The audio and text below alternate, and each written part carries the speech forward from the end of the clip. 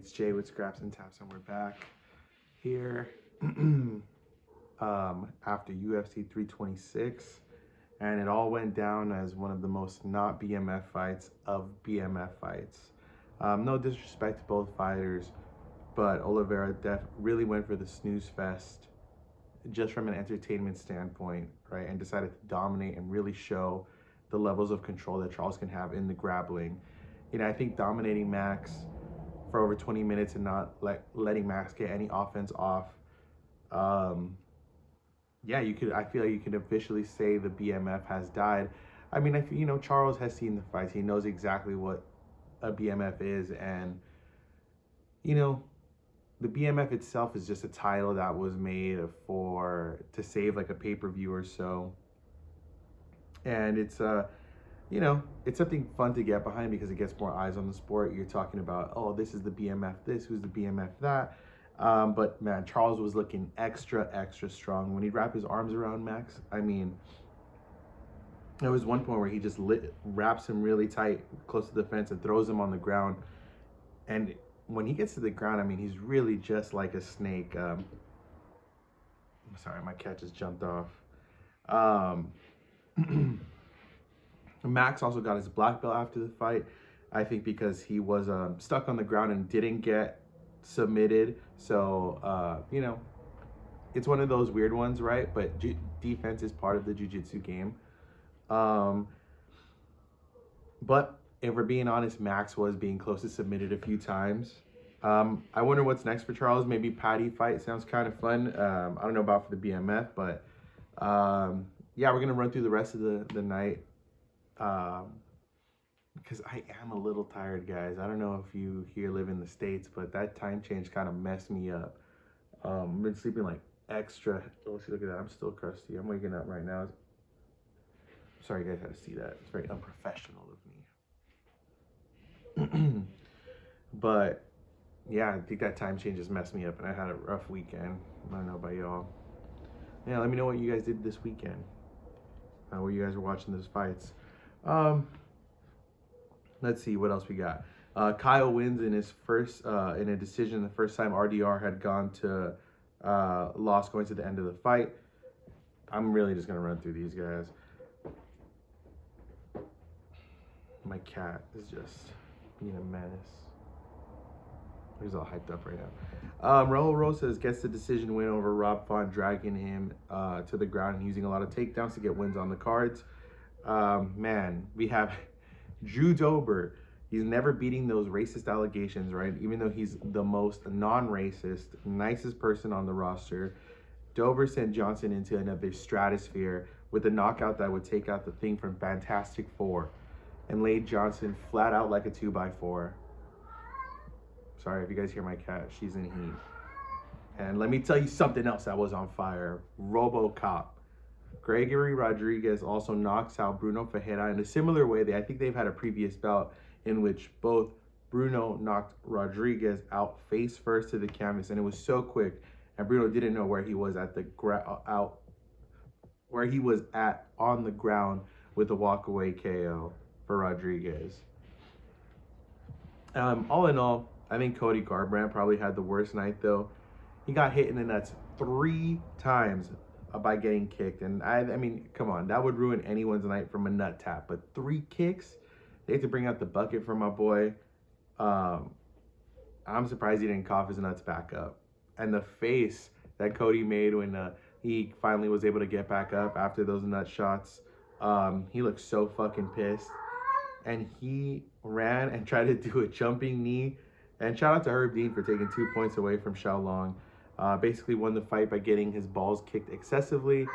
He was looking pretty good in some moments too, but man, that's pretty tough.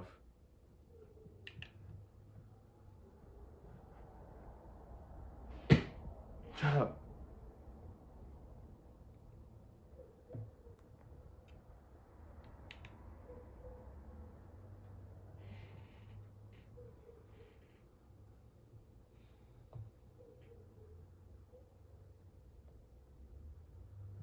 And then for the rest of the card, we have Dante Johnson gets a win over Cody Brundage.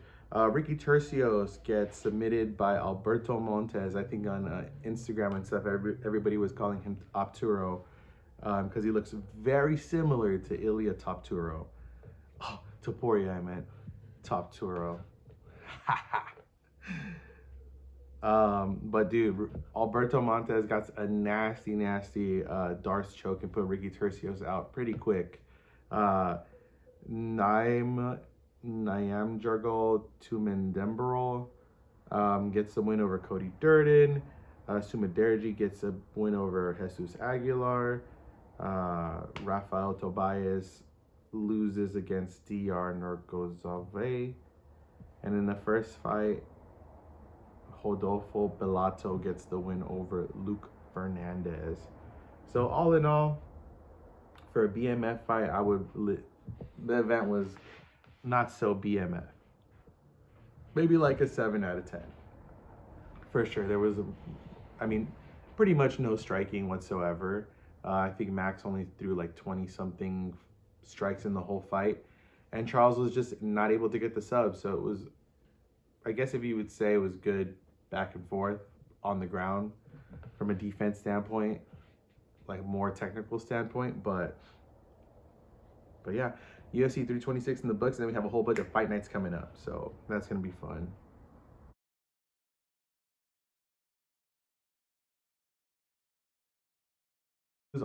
News on March 5th that Tom had signed with Eddie Hearn's Matchroom agency, talent agency, and let's be clear, right? It's not fighting for Matchroom proper. He's being represented by Eddie, and what a win for Eddie Hearn after Dana poached Conor Benn. So my first thing is that, right, this makes Eddie have a direct line between top brass at UFC, and have a very compelling mouthpiece for Tom as a client in this war of respect between Tom, Eddie, and the UFC. And it's great from a drama standpoint, right? Because all of these guys have their own stories and their own gripes with each other. And now the two that are on the other side of Dana have now become one. And it feels like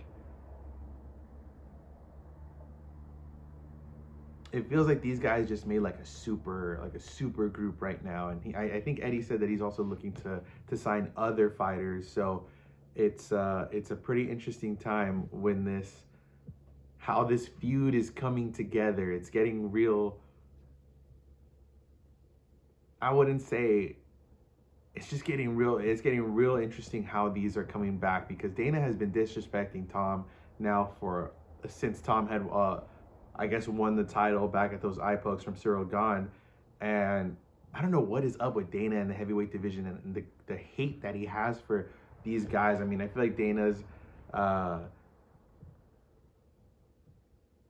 feel like it started with, like, I don't even know. I would say Francis is the most prominent one of the newer age, but maybe somebody like Randy Couture, right? That's from the old times.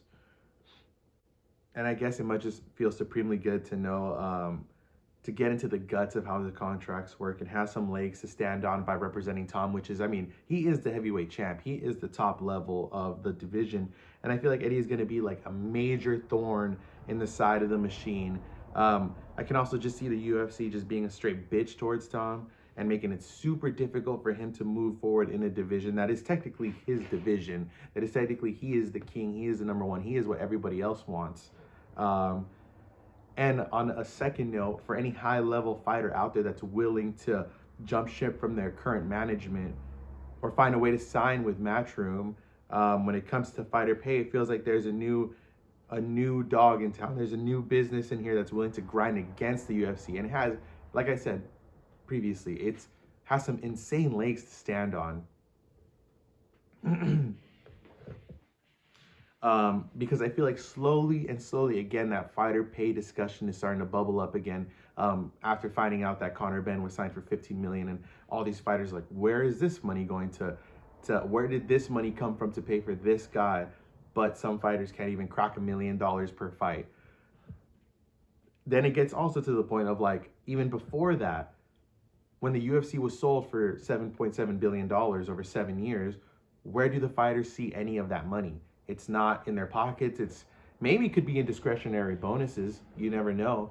But those aren't reported out there, I guess. And, you know, people want to know how much these fighters are getting paid. I want to know how much these fighters are getting paid. I mean, I watch them every weekend. I've been watching, religiously almost every weekend. Maybe not religiously. Maybe Instagram religiously out there, like, for years now. And this is my favorite sport. This is what I like to watch. And it's true that these guys do put their lives on the line, their health on the line. I mean, we're watching them get kicked bone to bone, fucking foot to face, elbow to fucking, I mean, it's brutal, right? It's brutal to watch some of these fights that go 3 rounds and it's nonstop action, 5 rounds and it's nonstop action. So these fighters need to get paid. And like I said, who better than an established promoter, a high-level promoter that is actively beefing with Dana in some sort of loop of fighter pay, making comments on the Ben signing, you know, basically saying the same thing I just said right now. I would be pissed if I was a fighter. So I'm very excited to see how deep this can go and how much Eddie could squeeze, how much he could squeeze the UFC into paying Tom top dollar. And now, like, I write some of these notes down, or most of it, right? Because it is hard sometimes to just go off the top without having to do a little research. I got bullet points here, how to get here to there. But, you know, now as time has gone by, it's Tuesday now. So this will probably come out Wednesday or Thursday. I'm really bad with schedules. Psych! As you can tell with the 10 viewers that I have. I mean, it's just getting more heated now between the words that Dana and Eddie are saying to each other, like them just wanting to get into a fight. Oh, if I fought this, Eddie. And I'm pretty sure Eddie's accepting he's not stepping down from a challenge. And even Dana referencing his once famous feud with Tito Ortiz, that was a really big pile of nothing, because nothing happened from it. But it was a very real thing with very real training. We throw the cherry on top of the White House card, and we get Eddie, Dana, 3 rounds, 5 minutes a round, settle in the cage, battle of the separate promoters. I mean, it would sell itself. Can you imagine the amount of witty shit talking that would come from this? I mean, the clips that would come from a fight like this, it could be done. These guys are both old as fuck. You give them the mixed rounds, maybe throw no elbows or something like that. And I just think Dana has met his match on the mic. Dana's mic skills are no match for what 2014, 2016 Dana would have done. I mean, Eddie is getting that old Dana fucking back and dust it off, give him a new paint job. I mean, when it comes to Rosso, Eddie is just surgical with it, and I'm loving where this feud is heading. I mean, they're gonna have to see each other one day. I know Eddie's gonna show up at a Zuffa boxing show one day, and I know that they're gonna run into each other at some point, right? I don't imagine that Dana's gonna show up to that MVP fight, and I don't imagine Dana going anything other than a Riyadh season card, a Turkey Al Sheikh card.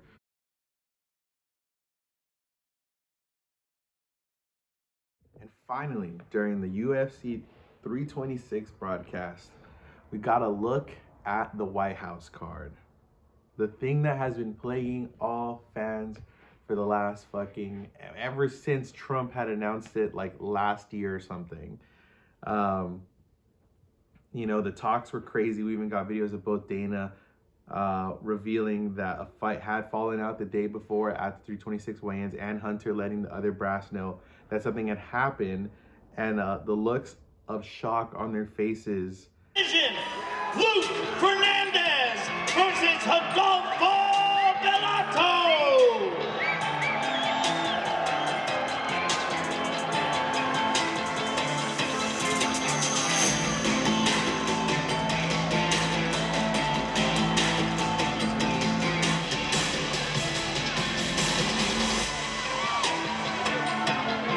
Official weight 205.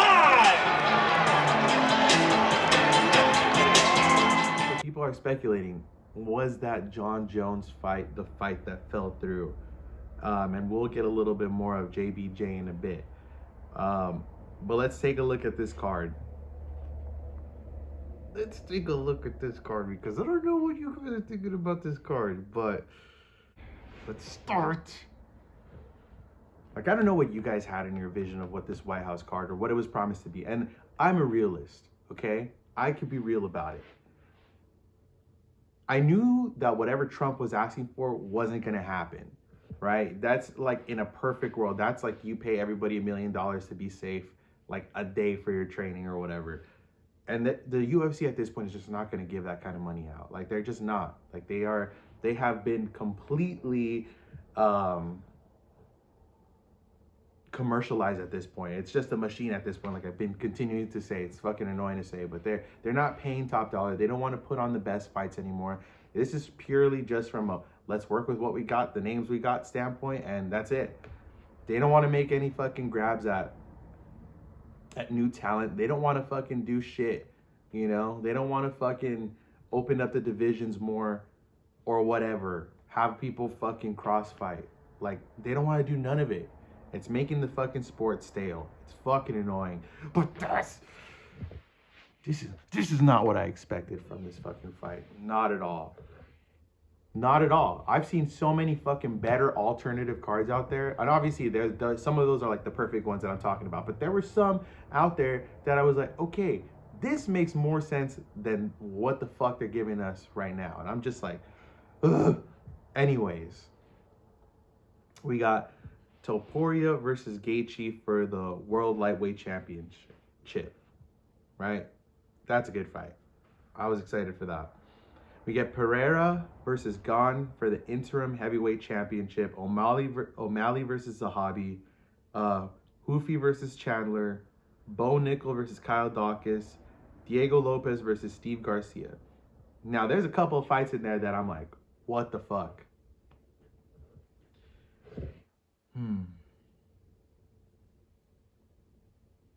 I don't know, guys. This is like a 6 out of 10 for me.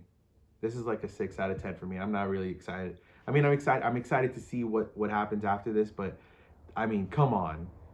O'Malley versus Zahabi. O'Malley is just not that fucking fighter that brings it in anymore, I would say. You know, that like even to me, like I'm like, oh, I'm cool, O'Malley's fighting, whatever.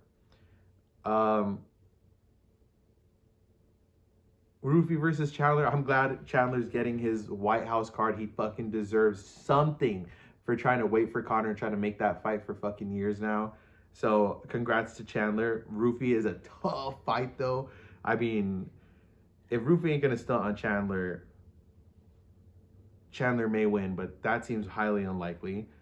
Bo Nickel versus Kyle Dawkins. I'm sad that Colby Covington isn't in that Kyle Dawkins spot, but it seems like Bo Nickel's claiming that Covington's being a bitch, and he is running away from a lot of fights, and he's finding his lane in real American freestyle wrestling. So that's good for him. Diego Lopez, Steve Garcia, that should be a Rock'em Sock'em Robots fight, but again, why is it here? I don't know. And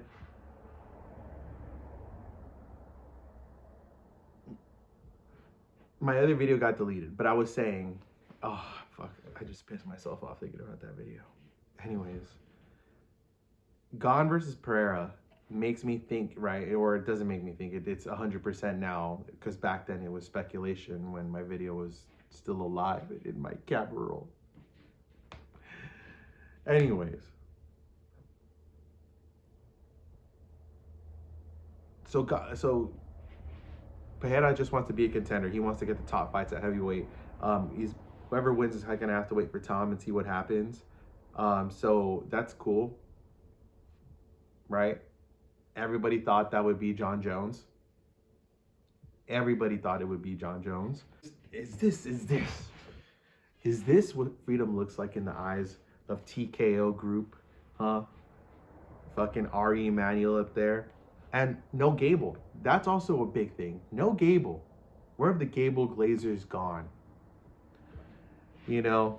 And if I'm being honestly, I feel like they're probably gonna save him for another card with another name, with a bigger name. But I mean, he could have slid in at any other point, put in another heavyweight fight there with another foreign guy. But I don't know. And like I was saying earlier, everybody thought everybody thought that we were gonna get Jon Jones versus Alex Pereira for something, for some sort of title. But, you know, in speculation of everybody's face at that ceremonial weigh-in, I think Dana was questioned about it, and right, Dana has just been going off at this point. Like I said, I feel like the machine is starting to crack slowly of how things are not really panning out for the UFC very well. I feel like him being anyways. But with all that going on, Jon Bones Jones has requested the UFC to give him his quitting papers and release him from the organization, with a whole fuck ton of other deleted tweets. And I thank God for all the people out there who screenshot everything that's out there before somebody tries to delete them. He also went on live to say this. I'm so pissed off.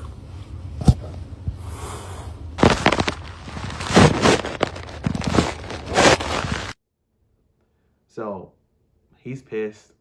I think the whole MMA community is kind of on this weird fence of where's there negotiations, was there not? But it's just really insane to think that Dana is going back and forth between whether there were active negotiations or not for this White House card. And he famously said that Jon Bones Jones will never headline a card like that, just because he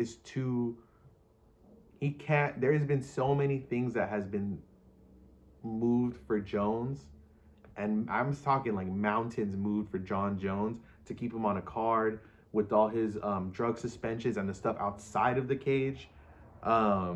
He just couldn't risk having him be on a card and say something fucking happened that, like I said, it risked the card. It risked a card like that. He couldn't have that happening. But Jones is just refuting that, and he says he wants the truth to be out there. And it's like I said, it's just throwing another thorn into the side of Dana, which I feel like at some point soon, Dana's gonna pop. And I feel like slowly he's being stretched too thin, and we're seeing the cracks in the machine. I guess to be like on like to see Dana, I mean, he is the face of multiple companies, right? Zuffa Boxing, the UFC, the Power Slap, the bull riding. That's probably the one thing I feel like he's the least a part of that kind of runs itself, is his bull riding stuff. But other than that, it's a lot of people want answers of what's going on behind the scenes, and Dana's not really one to shed light on that. I feel like he's a very private, somewhat. I mean, I'm pretty sure he has his favorite stories to tell, but these softball answers we get from some of these softball questions is kind of not cutting it for me anymore. You know, I really want to know what's going on. Did he talk to Jon? Did he not talk to Jon? I mean, there's a whole bunch of videos now saying we did talk to Jon. I'm not saying we never did talk to Jon, but like, I don't know. I feel like Dana's going through a lot with just everything. With everything. And Jon Bones Jones is really not the guy you want to have headlining your news, because man, Jon can talk. Jon Bones Jones can fucking talk. And you know, it is sad because we would have got some of the thing, and if it wasn't Jones versus Alex Pereira, you know, saying perfect world that Tom was okay, it would have been Jones versus Tom, or Alex versus Tom, to unify the belt or whatever, to go for the belt. But also to have Connor versus Chandler and for them to wrap that up, or Connor and Nate to do a trilogy or whatever. But, you know, I feel like this White House card is just, it's not what fans kind of expected. You know, it's very Like, I've definitely seen some better alternative cards out there, like I was saying earlier. But yeah, I'm also wondering where this Jon Bones Jones feud goes with Dana. What happens next? Does Jones even fight for the UFC anymore at this point? Is there a number that they can agree on to pay Jon Jones, the top star in the division, one of the youngest champion, not one of the youngest champion to ever win a title, and a guy who's really put on for the UFC in the good and the bad. So I don't know. It's these things behind the scenes are getting better than the actual fights now. Personally, everything that's going on behind the scenes is more interesting than the BMF on Saturday night.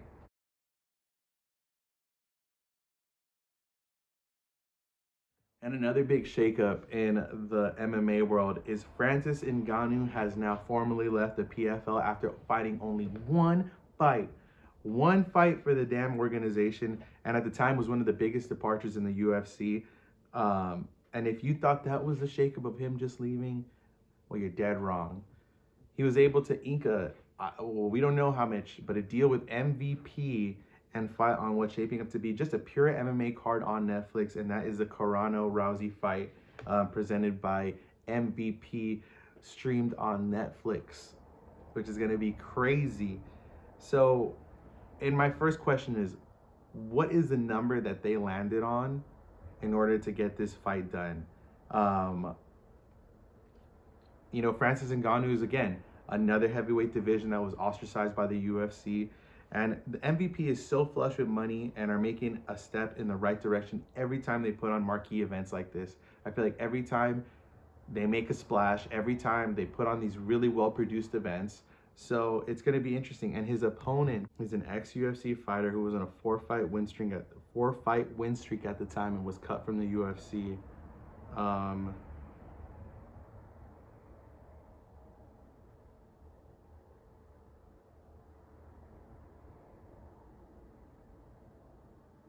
Damn, he's fought some heavyweight fights against Andre Arlovsky and Tanner Bozer, sorry, and won the $1 million PFL heavyweight tournament. Damn, that's pretty cool. So Philippe Lenz, also probably a very lucrative deal for him.